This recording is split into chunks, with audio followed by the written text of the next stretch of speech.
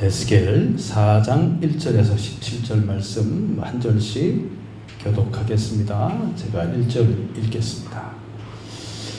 인자야, 도판을 가져다가 그것을 내 앞에 놓고 한 성읍 곧 예루살렘을 그 위에 그리고 그것을 에워싸되 그것을 향하여 사다리를 세우고 그것을 향하여 흙으로 언덕을 쌓고 그것을 향하여 진을 치고 그것을 향하여 공성틀을 둘러 세우고 또 철판을 가져다가 너와 성읍 사이에 두어 철벽을 삼고 성을 포위하는 것처럼 에워싸라. 이것이 이스라엘 족속에게 징조가 되리라. 또 이스라엘 족속의 죄악을 짊어주되 내가 너는 날수대로 그 죄악을 감당하리라.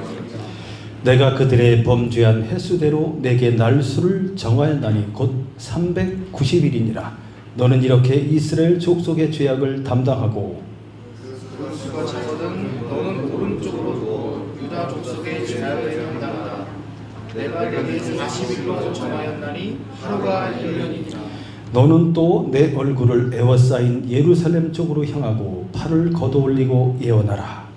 내가 주로 너를 이기니 내가 에워싸는 날이 끝나기까지 몸을 이리저리 돌리지 못하리라. 너는 밀과 보리와 콩과 팥과 조와 귀리를 가져다가 한 그릇에 담고 너를 위하여 떡을 만들어 내가 옆으로 눕는 날수 곧 390일 동안 먹되 너는 음식물을 갈아서 하루 20개씩 때를 따라 먹고 물도 6분의 1흰씩 되어서 때를 따라 마시라. 너는 그것을 머리떡처럼 만들어 먹되 그들의 목전에서 인분을 먹지. 또 여호와께서 이르시되 내가 여러 나라들로 쫓아내어 흩어버릴 이스라엘 자손이 거기서 이같이 부정한 떡을 먹으리라 하시기로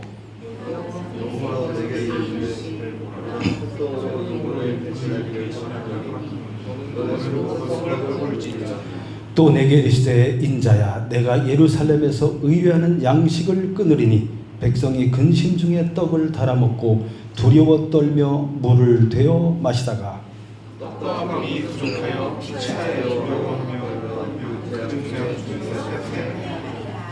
아멘. 할렐루야. 오늘 말씀은 선지자의 삶과 사명, 에스겔의 상징행위라는 제목으로 말씀을 전하겠습니다. 참 에스겔이 살아가던 시기는 너무나도 힘들고 어려운 시기였습니다. 왜냐하면 북이스라엘은 먼저 멸망하였고 남유다도 바벨론의 침공을 받게 되어서 멸망하기 일보 직전에 놓여 있는 상황이었습니다. 에스겔은 바벨론의 2차 침공 때 포로로 끌려가게 되죠. 참 역사의 물은 도도하게 유유하게 흘러가는데 그 역사의 주관자가 있습니다. 그 역사의 주관자는 바로 하나님이십니다. 그것을 사람들이 깨닫게 되는 것이죠. 북쪽에 이렇게 강력한 제국들이 메소포타미아 지역에 일어나게 되었고, 그래서 아시리아라는 이제 메소포타미아 북부 지역에 아시리아라는 제국이 있었죠. 그 제국이 이제 어느 순간 힘을 잃어가게 됩니다. 그리고 남쪽에 바벨론이 일어나게 돼서 아시리아를 공격하게 되고 결국 아시리아를 이제 제패하게 되는 거죠. 그러한 가운데 이제 저 남쪽에 애굽이라는 또 강력한 나라가 있습니다. 애굽에 바로 느고라는 왕이 있었죠. 애굽의 왕도 이제 틈만 나면 북쪽으로 진출해서 힘이 빠진 아시리아를 이제 차지하고자 했습니다. 그래서 애굽의 바로 느고가 이제 공격을 해서 북진으로 올라가는 그 사이에 남유다의 요시야 왕이 있습니다. 요시야 왕은 친바벨론 정책을 피고 있었습니다. 그래서 저쪽에 갈멜산이 있는 그 아래쪽 이스라엘 평원에 무기토라는 곳이 있습니다. 거기서 이 애굽의 바로 느고와 전쟁을 벌이게 되죠. 거기서 요시야 왕이 전사하게 됐습니다. 전사하게 되고 애굽은 이제 북쪽으로 진출해서 갈그미스라는 곳에서 이제 바벨론과 전투를 벌이게 되죠. 근데 거기서 패하게 됩니다. 패하게 되고 이제 바벨론은 더욱더 강력한 힘을 발휘하게 됩니다. 요시야 왕이 죽자 뒤를 이어서 그의 아들인 여호아하스가 왕이 되었습니다. 그러나 이제 애굽에 바로 느고가 유다의 왕 여호아하스를 폐위시켜 버립니다. 폐위시켜 버리고 여호야김이 이제 요시아의 다른 아들인 여호야김이 왕이 되게 됩니다. 여호야김도 이제 북쪽에 바빌론과 이렇게 친하게 돼야 되는데 자꾸 애굽에 이렇게 기대게 되는 거죠. 그래서 선지자들이 계속 얘기합니다. 애굽을 의지하지 말라고 그랬어요. 그 애굽은 부스러지는 갈대와 같다. 갈대가 부스러질 때 손이 찔리게 되지 않습니까? 하나님께서는 바벨론에게 대항하지 말라는 것입니다. 대항하지 마라. 이미 하나님께서는 이 유다 나라를 심판하시기로 작정하신 것입니다. 심판하시기로. 그래서 선지자들을 보내서 계속 말씀을 해주고 있는데 듣지 않고 있는 거예요. 듣지 않아. 그러다 보니까 이제 바벨론 제국이 유다 나라를 침공하게 된 것입니다. 유다 나라를 침공합니다. 바벨론은 이 유다를 완전히 멸망시키려고 한 것이 아니고 그들을 조공을 바치는 속국으로 삼기를 원했습니다.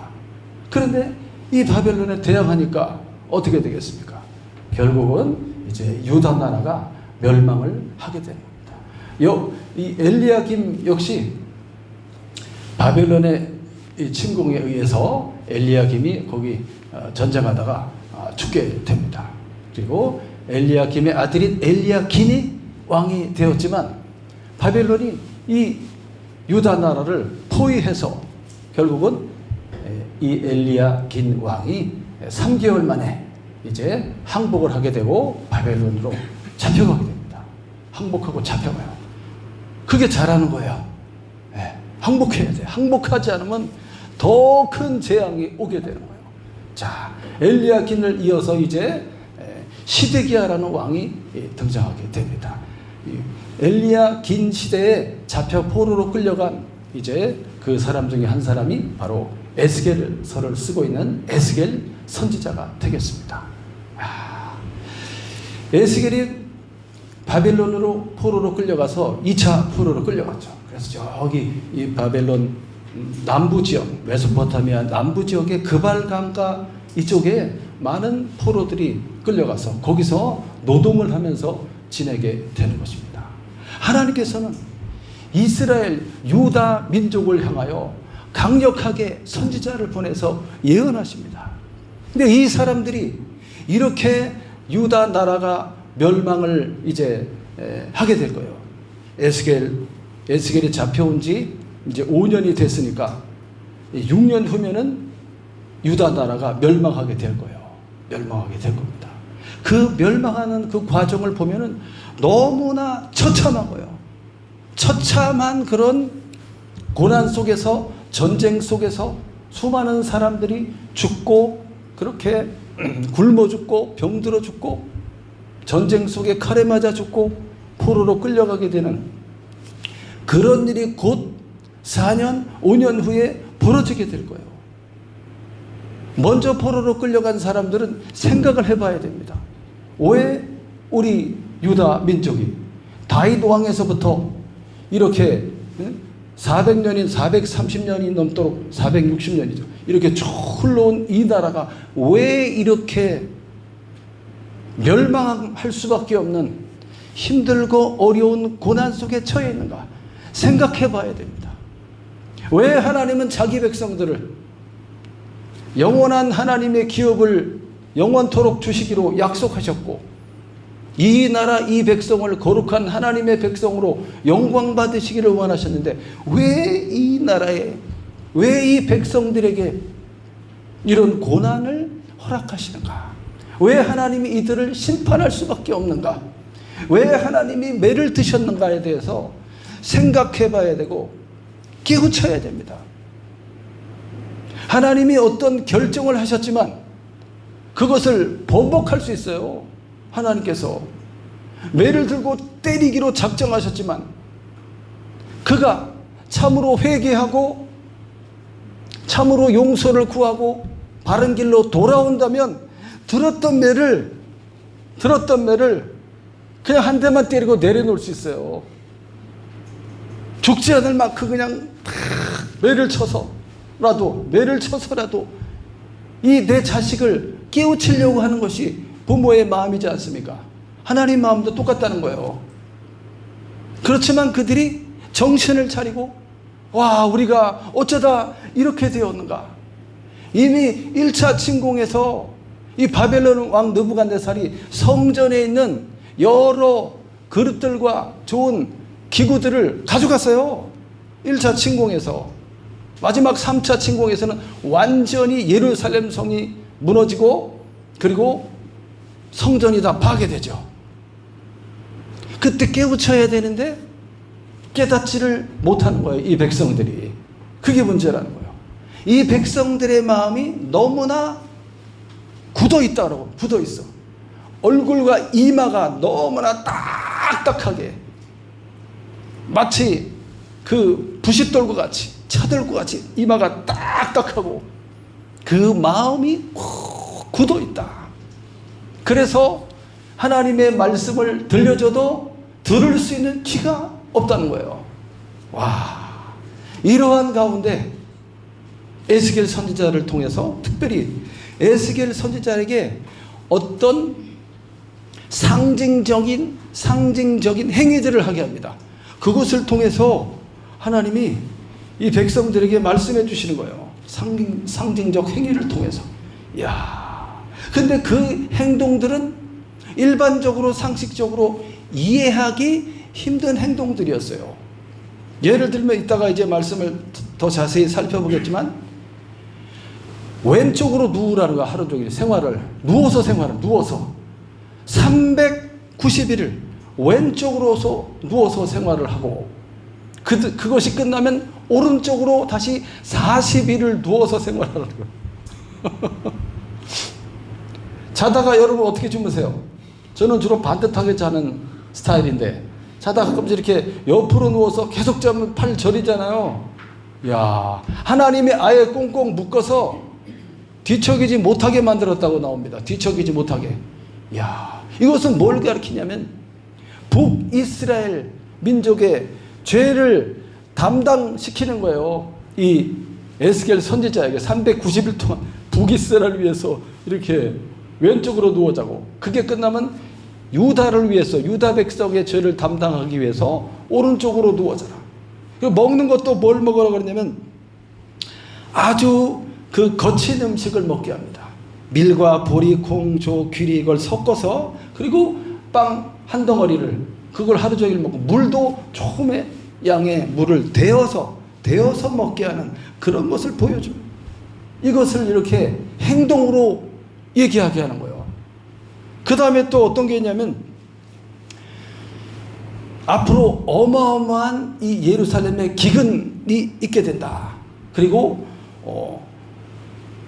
포로 생활을 하게 된다는 거죠. 포로 생활. 그래서 먹을 것이 없어지게 된다는 것을 보여주고 이 백성의 운명을 보여주기 위해서 이 선지자에게 모든 털을 다 밀으라 그랬어. 수염과 머리털을 다 밀어서 3등분해서 하나는 하나는 뿌려라. 성읍 안에서 불태워라. 그 성이 나중에 불타게 된다는 거예요. 또 3분의 1은 칼로다가 팍 쳐라. 칼에 맞는다는 거지. 그리고 나머지 3분의 바람에 흩날려라. 포로로 끌려간다는 겁니다. 야, 그 다음에 또 하나 행동을 하게 하는데 짐을 싸라는 거야. 낮에는 짐을 막 싸고 그 다음에 밤이 되면은 짐을 메고 성벽을 뚫고 어디 하나를 뚫어갖고 성벽을 뚫고 그거를 뚫고 밖으로 나가는 그런 행동을 하라고 합니다. 그 이스라엘 이 포로로 끌려온 같은 이 사람들이 보면 에스겔이 제사장 출신이에요. 제사장. 에스겔 이름이 여호와께서 강하게 하신다 그런 뜻이에요. 야, 이런 이상한 일을 하면 사람들이 뭐라고 얘기하겠어요? 저 사람이 제사장인데, 아니, 낮에 갑자기 막 짐을 막 뿌리더니 밤이 되니까 그걸 다 들쳐매고서 몰래 막 얼굴을 가리고 나가갖고 이제 성의 한 부분을 구멍을 뚫어서 거길로 나가는 행동을 하는 거예요. 매일 밤마다. 이걸로 보여주는 거예요. 야, 나중에 그렇게 됩니다, 이스라엘이. 그러면서 또 하나, 참 이거는 감당하기 힘든 선지자의 삶이, 야, 이게 참 쉬운 게 아니구나. 하나님의 종으로 부르심 받아서 하나님의 말씀과 뜻을 이 사람들에게, 백성들에게 전파하고, 그것을 통해서 이 사람들을, 이 하나님의 백성을 회개시키게 하려고 하는 거예요. 회개해서 하나님께 돌아오게 하려고 하는 거예요. 너는 나가서, 백성들에게 나가서 오늘 내 아내가 죽을 것이다 라고 선포하라고 그랬어요. 여러분들이요, 오늘 제 아내가 죽을 겁니다. 이렇게 낮에 얘기했는데 저녁 때 진짜 하나님이 그 아내를 데려가셨어요. 네 아내가 죽을 때 절대 슬퍼하지 말아라. 장례 치를 때 절대 슬퍼하지 말아라. 야, 이걸 선지자가 감당해야 돼.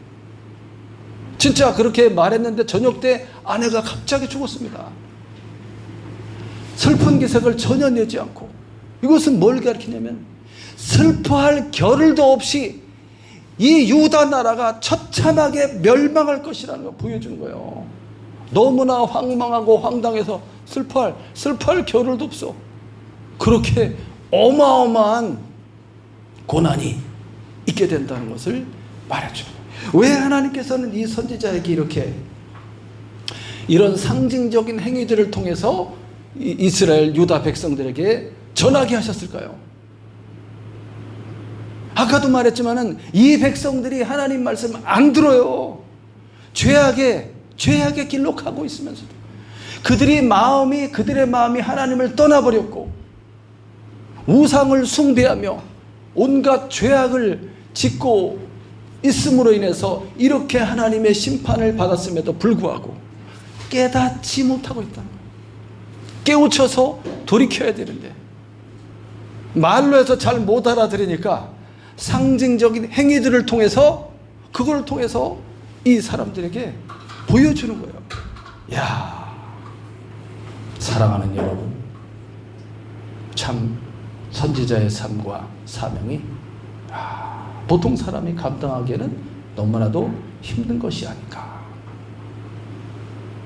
그럼에도 불구하고 오늘날 우리에게 하나님이 명령하시는 것은 뭐냐면 우리의 마음과 중심이 하나님께로부터 멀어지는 것을 싫어합니다. 우리는 하나님의 사람이고 하나님의 것이기 때문입니다.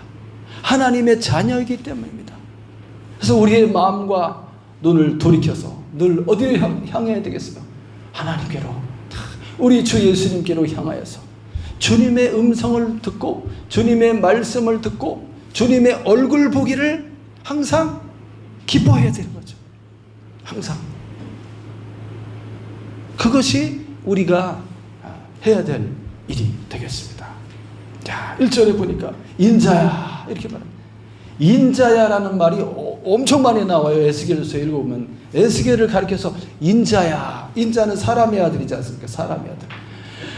전능하신 하나님 앞에 이 인간은 너무나도 연약하고 너무나도 작은 그런 존재란 뜻입니다. 인자야, 네가 참 고생이 많구나. 앞으로 해야 될 일이 이렇게 많은데 네가 말씀을 전하는 대상인 이 이스라엘과 유다 백성들은 얼굴이 완전히 철판이다, 철판. 야, 이런 사람들에게 이 복음을 전하고 말씀을 전한다는 것은 너무나도 힘든 일인 거죠. 그래서 하나님이 에스겔을 강하게 하시는 거예요. 그들의 이마가 바위돌이라면 너의 이마는 다이아몬드로 만들어 줄 것이다. 이렇게 얘기해 줬어요. 에스겔 1장, 2장, 3장 읽으면 너희의 이마를 다이아몬드로 만들어 줄 것이다. 절대 그들을 두려워하지 말고 떨지 말고 나가서 선포하라. 토판을 가져와라. 토판은 뭐냐면 이렇게 흙벽돌을 갖고 오라는 거예요. 흙벽돌에다가 예루살렘 성읍을 그려라. 여기 그림에 나와 있는 것처럼 이렇게 예루살렘 성의 모습을 그려라. 그리고 주변에 사다리를 갖다 놔라.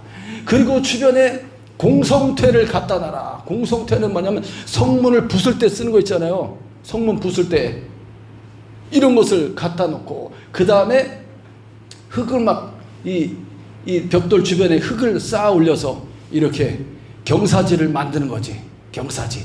이게 뭐냐면 이제 전쟁할 때 성을 함락시키기 위해서 쓰는 공격, 성을 공격하는 그 전략이 이 성 안에 들어가서 문 닫고 안 나오면 그거 어떻게 할 거예요? 포위하는 거야, 포위. 다 포위해서 이제 그리고 그 보급로를 끊어버려. 그러면 성 안에 있는 사람들이 그 안에 먹을 게 떨어지면 이제 굶어 죽는 거예요. 사람들이 뼈만 남게 돼요. 그렇게 이제 몇 날 며칠이고 몇 달 몇 년이고 포위해서 있는 거예요. 바벨론도 18개월을 포위했다고 했어요. 포위하고 흙을 쌓아 올려갖고 이렇게 흙을 쌓아 올려서 성 전체로 흙을 이렇게 토둔을 쌓아 올려서 다 둘렀어요. 못 나오게 두르고 이런 식으로 경사로를 만드는 겁니다. 경사로. 이렇게 성이 높을 경우에는 더 큰 경사로를 만들죠. 그래서 흙이나 큰 돌덩어리나 나무 같은 걸 가져와서 경사를 이거 얼마나 힘들겠어요. 수많은 이 군사들이 이 흙 퍼 날라갖고 이렇게 성 주변에 쌓아서 경사로를 만들고 공성탑을 만들고 공성탑. 다른 그림 한번 보여주시면 이렇게 공성탑을 만들어서 이 탑을 만들어서 이런 거 전쟁할 때 나오잖아요. 공성탑 해서 이제 군사들이 이렇게 올라가고 아래쪽에는 이제 공성퇴를 만들어요. 공성추 이렇게 꽉 이렇게 부수는 거. 이 성벽이나 문을 부수는 장치를 만들고 그다음 뒤에 오는 군사들은 위에서 이제 오면은 가만히 있지 않잖아. 위에서 막 끓는 물을 부어 제끼고 막 돌을 던지고 활을 쏘고 할 거 아니에요. 그러니까 밑에서는 이렇게 방어할 수 있는 이런 막을 만들어서 이렇게 이동하는 거예요. 이동하는 거. 그거를 이 선지자에게 재현시키는 거예요. 재현시키는 거예요. 공성퇴를 갖다 놔라. 모형을 만들어서 갖다 놓고 사다리도 막 이 벽돌 위에 걸쳐놓고 사다리 타고 막 올라간다는 얘기지. 그 다음에 흙을 이렇게 해서 언덕을 만들고 이렇게 하고 그럼 철판을 가져다가 다 둘러라. 포위하는 거예요. 포위. 이거를 이렇게 해놓고 그 다음에 옆으로 누워서 자라고 하는 거예요. 이제 이렇게 해놓고 야 2절에 보니까 그 성읍을 에워싸되 하면서 쭉 이야기가 나옵니다. 공성퇴를 둘러 세우고 3절에 철판을 가져다가 너와 성읍 사이에 두어 철벽을 삼고 성을 포위하는 것처럼 에워싸라. 이야, 이게 바로 공성 전투, 공성 전략이에요. 이제 바벨론이 이제 4년, 5년 후에 그렇게 할 거예요. 3차 침공을 통해서. 그때 마지막 왕이 시드기야 왕입니다. 시드기야. 바벨론에서 직접 세웠어요. 시드기야를. 내 말 잘 들어. 알겠지? 조공만 잘 받쳐. 속국으로 삼는 거야. 절대 반역하고 대항하지 마. 이렇게 얘기했어요. 친절하게. 그런데도 불구하고 애국과 항상 손을 잡고 어떻게든지 맞서 싸우려고 그러는 거예요. 그게 하나님 뜻이 아니라는 거예요. 회개하고 돌이키고 항복하라는 거예요. 왕이 항복해야지 많은 사람이 살아요. 근데 끝까지 나는 하나님 위해서 싸울 겁니다. 하나님의 나라를 지킬 겁니다. 이 예루살렘과 성전을 지키겠습니다. 이 거룩한 성 예루살렘이여 영원하라 막 하는 거지. 이미 제사장들이 타락했고 성전 안에서 온갖 우상 숭배가 일어나고 있고 이미 태양신상이 성전 문 앞에 와 있어요. 태양신을 섬기고 있어요.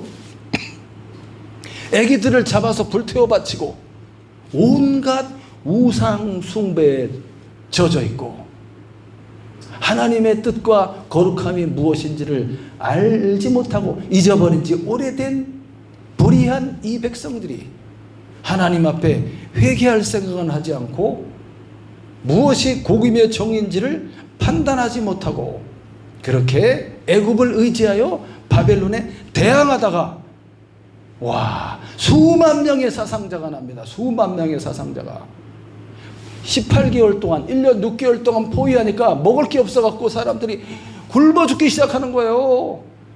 공성 전투에서 어떻게 되면 또 이렇게 있잖아요. 이렇게 해갖고 휙 날리는 거, 이렇게 휙 날리는 거 있잖아요. 뭐라 그러지?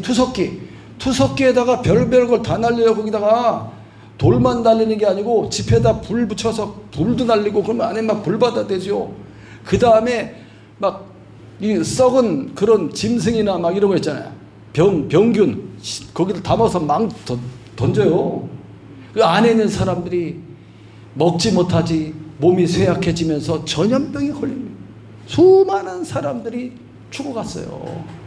이 예루살렘에 갇혀서, 성에 갇혀서 결국은 이제 예루살렘 성을 깨부수고 들어가서 수많은 사람들이 칼에 맞아 죽게 되는 것입니다.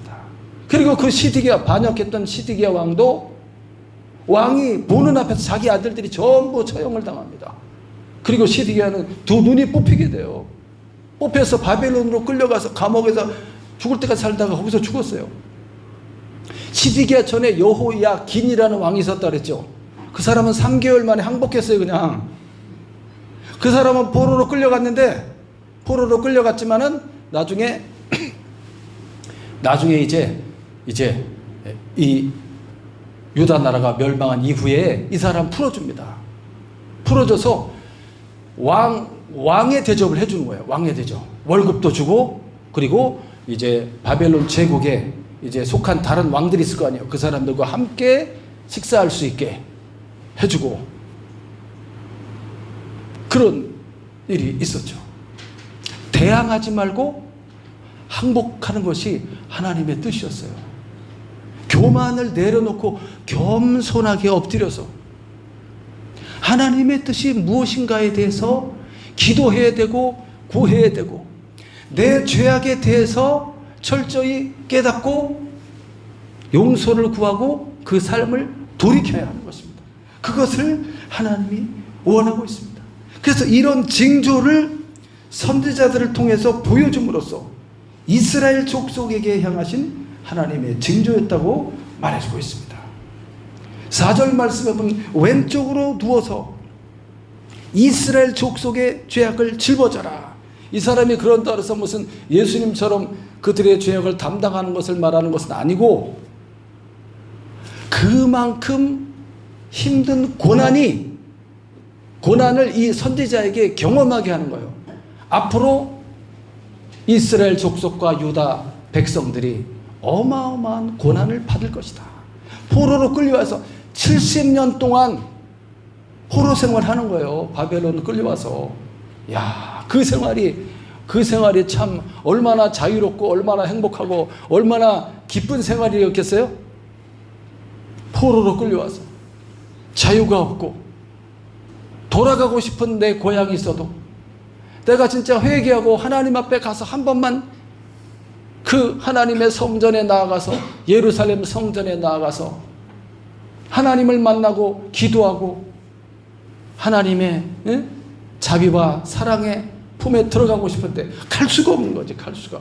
그러니까 늘 저쪽에 예루살렘을 향하여 쳐다보면서 이 사람들이 노래 불렀다고 그랬잖아요. 노래 불렀다고. 시편에 보면은 나오잖아요. 시편에 137편인가 거기에 보면 이 바벨론의 그발 강가에서 이들이 고생하면서 그 큰 인공 운하를 만들 때 이제 바벨론 사람들이 이들에게 일 시키면서 니네 노래 한번 불러봐.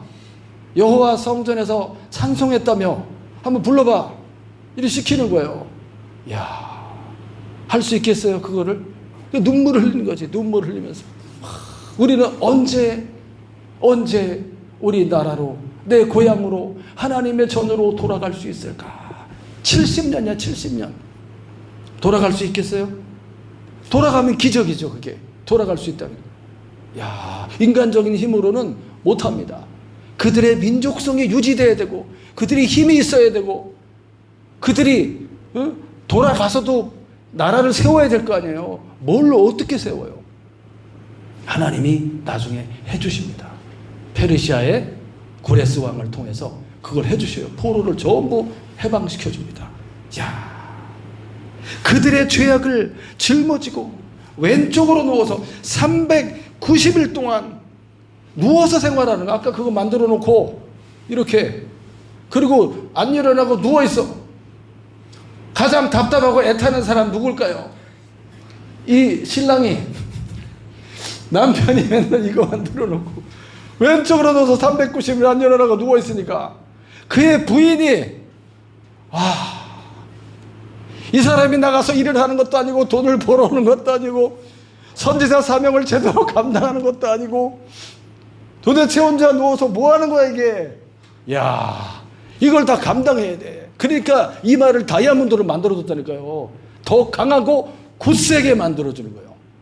야, 390일 왼쪽으로 이 돌아 누울까봐 하나님이 묶었다고 그랬어요. 움직이지 못하게. 8절에 내가 줄로 너를 동일이니 몸을 이리저리 돌리지 못하리라. 야, 이렇게 왼쪽 누워서 얼마나 저리겠어. 그냥 이렇게만 어떻게 해서 겨우겨우 삶을 연명해 가면서 이게 끝나면은 다시 반대쪽으로 누워라. 유다 족속을 위해서 40일 동안 그렇게 누워 있어라. 그리고 네 얼굴을 에워싸여져 있는 예루살렘을 향하여라. 예루살렘을 향하여 이렇게 얼굴을 돌리고 이렇게 누워서 유다를 위해서 40일. 합하니까 며칠이에요? 430일이야. 하루를 1년으로 생각해라. 여러 가지 해석이 있지만 어쨌든 그러니까 북이스라엘의 죄가 훨씬 큰 거지. 걔는 390일이니까 여기는 40일이고. 이야, 북이스라엘에 선한 왕이 한 명도 없어요. 북쪽은. 그나마 남쪽에 선한 왕들이 조금 있었지. 뒤로 갈수록 이들이 교만해져서 하나님의 말씀과 선지자의 말을 듣지 않다가 멸망하게 되었죠. 이야, 너는 팔을 걷어 올리고 예언하라. 누워서 팔을 또 걷어 올려. 제사장들이 입는 옷은 이렇게 손목까지 오는 옷이에요. 손목까지. 근데 걷어 올려라. 이것은 이 확신에 찬 그런 모습이죠. 확신에 찬. 일하는 사람들에게 손목 탁 걷어 올리잖아요. 저도 카페에서 일할 때 여기 탁 걷어 올리고서 쫙 이렇게 바리스타로 막 이렇게 커피 뽑잖아요. 쫙 걷어 올려. 손목 딱 걷어 올리고. 손목을 막 이렇게 길게 늘어뜨려 갖고 일하면은 되겠어요. 그만큼 확고하고 민첩하게 이렇게 행동하는 거죠. 이 심판이 임박했고 하나님의 심판은 무섭다는 것을 보여주는 겁니다. 이야, 그러면서 이제 먹는 것을 얘기하는데 뭘 먹으려고 하냐면 밀, 보리, 콩, 팥, 조, 귀리 이런 걸 가져다가 이렇게 콩, 예를 들면 이제 밀 같은 거는 좀 부유한 층이 먹는 거고 보리나 이런 건 가난한 사람들이 먹잖아요. 콩이나 팥은 조금 귀한 거고 그 다음에 조나 귀리 같은 거는 이건 보리고 보리. 귀리 이렇게 길쭉하게. 귀리 먹어봤어요?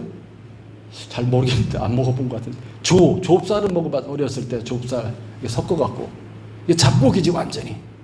잡곡인데 너무 잡곡이 많아. 이거를 한 그릇에 담아갖고 빻아가지고 빵을 만들어 먹으라는 거예요. 팔레스타인 쪽에 있는 사람들 먹는 거 있잖아요. 이렇게 반죽하자마자 소금 조금 넣고 반죽해서 이렇게 구워 먹는 거 있잖아요. 보통 화덕에 구워 먹자. 숯불이나. 그거 맛있어요. 고소하니. 근데 주로 이제 밀가루를 하지, 밀. 근데 이렇게 거친 이런 곡물들을 이걸로 하니까 맛이 훨씬 떨어지지. 근데 그것을 어디다 구워 먹으려냐면 인분 불을 피워서 거기다 구우라 그랬어요. 인분 불. 아무리 해도 그렇지. 아무리 이스라엘 나라가 부정해도 그렇지.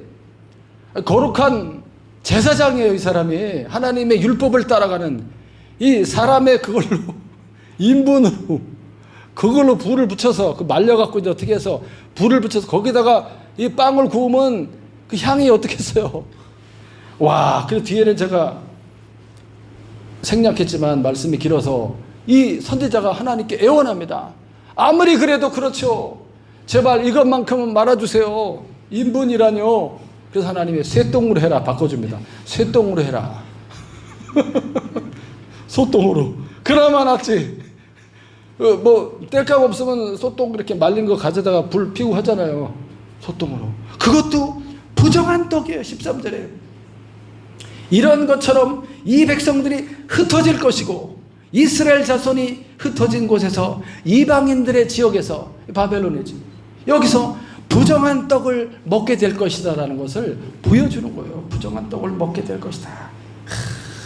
근데 아까 이렇게 봤지만 그 곡물을 먹는데 그게 한 양이 엄청 적어요. 20세겔이라고 그랬는데 228g이에요. 228g.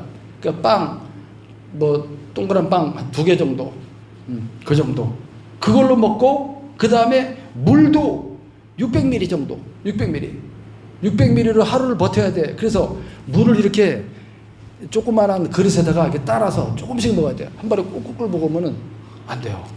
물을 대서 먹어라. 이야, 이게 뭐냐면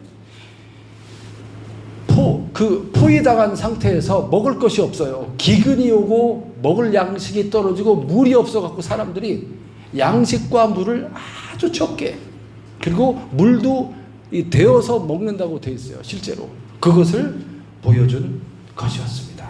이야, 그러면서 15절 쇠똥으로 인분을 대신하기를 허락하노니 너는 그것으로 떡을 구울지니라.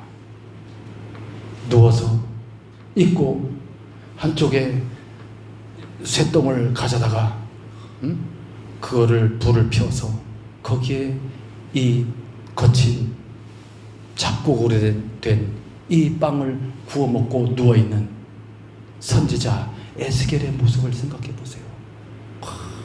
참 어때요? 참 안 됐고, 참 처량하고, 참 슬프고, 참 왜 그러고 사니? 라는 질문을 안 할 수가 없어요. 그 사람들이 다 저 사람 도대체 왜 저렇게 됐냐고 다 물어볼 거 아니에요. 그것을 통해서 증언하는 거예요. 나중에 알게 돼.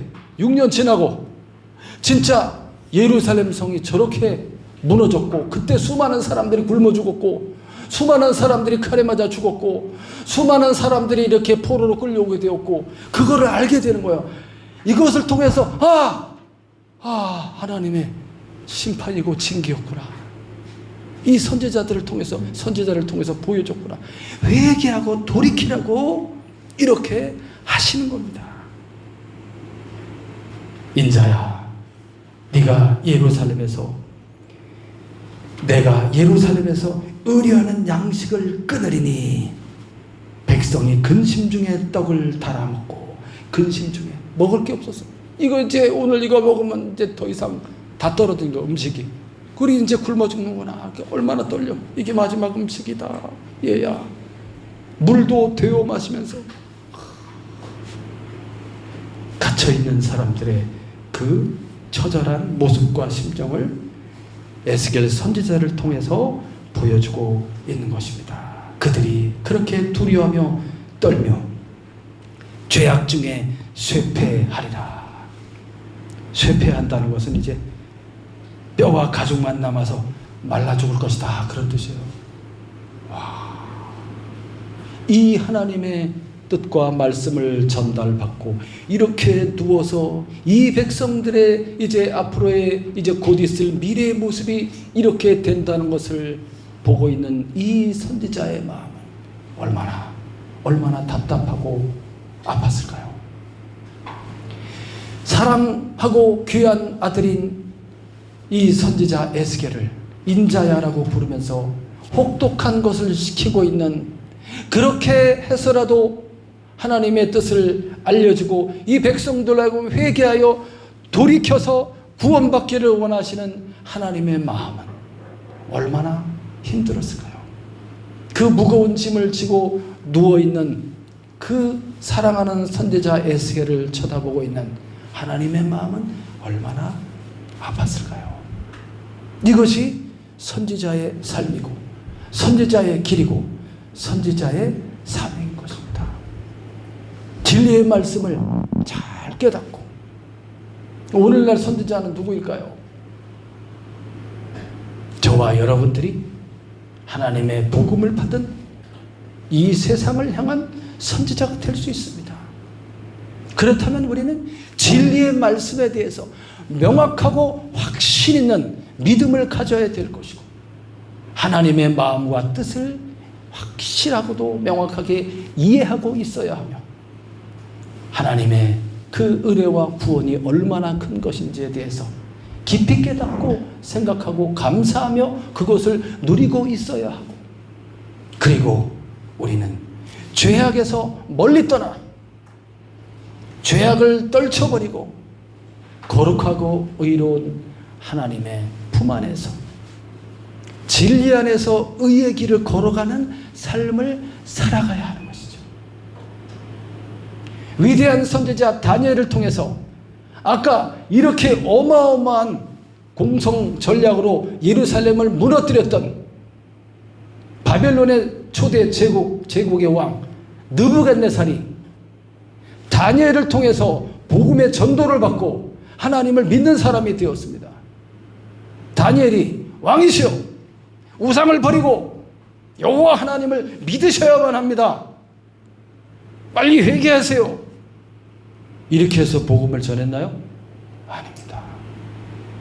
다니엘의 그의 진실하고 진리이신 전능하신 하나님을 믿고 믿음으로 살아가는 순전하고도 정의로우며 오직 만물의 주 하나님을 만을 숭배하고 예배하는 그의 진실한 모습과 하나님의 성령이 그를 감동하여 예언하게 하고 그리고 꿈을 해석하게 하는 그런 놀라운 신기하고도 그런 능력이 그의 안에 있었기 때문에 그의 삶의 모습을 통해서 이 교만하였던 바벨론 제국의 느부갓네살 왕이 역사를 주관하는 자는 내가 아니었구나, 나 위에 만물의 창조주 전능하신 하나님이 계셨구나를 그 바벨론 왕이 깨닫게 돼요.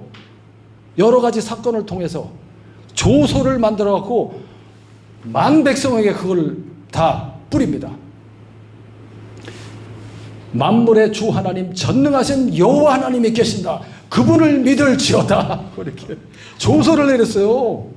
그 사람이 깨닫고, 와, 이런 것처럼 우리는 하나님의 거룩한 백성으로, 하나님의 사람으로, 때로는 하나님의 선지자로, 하나님의 종으로 부르심을 받은 우리들이 거룩한 삶을 살아가야 하는 것입니다. 진리이신 하나님을, 그 하나님께서 떠나지 말고 내 눈과 마음과 중심을 항상 하나님께로 향하여져 있으며 그분의 말씀을 잘 듣고 그분의 말씀대로 하나님을 잘 예배하고 거룩함과 진실함과 사랑으로 서로를 존중하고 주의 평안의 줄로 다 서로 묶고 성령의 줄로 싹 묶고 그렇게 하나님만 사랑하고 형제를 사랑하고 기뻐하면서 살아간다고 하면 그것이 하나님의 뜻이 되겠습니다. 그것을 통해서 우리 주변에 있는 사람들이 예수 그리스도의 복음이 그들에게 우리를 통해서 전파가 될 것입니다. 사랑하는 성도 여러분, 오늘 말씀을 잘 생각해 보면서 하나님이 무엇을 원하시는지에 대해서 깊이 깨닫고 그렇게 하나님께로 가까이 나아가는 이번 한 주간 되시기를 예수님의 이름으로 축원합니다. 아멘. 기도하겠습니다.